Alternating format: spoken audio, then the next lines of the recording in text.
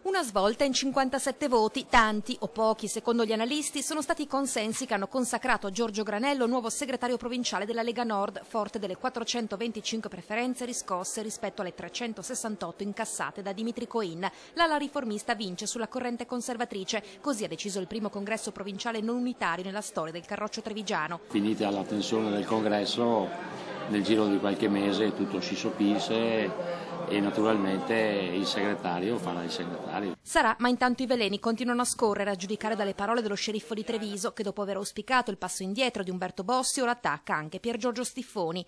Ha perso il ben dell'intelletto e quindi si metta da parte, perché ormai è inviso dalla quasi totalità. Il partito è spaccato anche se i big minimizzano. Non sono mai esistite due correnti di pensiero, esiste semplicemente una Lega che esprime due candidati che hanno la stessa idea.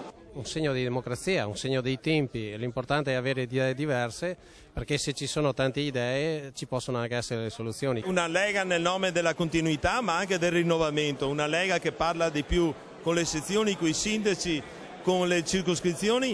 Pesante l'eredità di Darè, che il movimento omaggia con un grazie Toni sulla homepage del proprio sito. Treviso al Presidente della Regione, al capogruppo in Parlamento, alla città capoluogo come sindaco e poi un sacco di consiglieri regionali, sindaci, amministratori. Direi che questa è la grande eredità che lascia Toni Darè.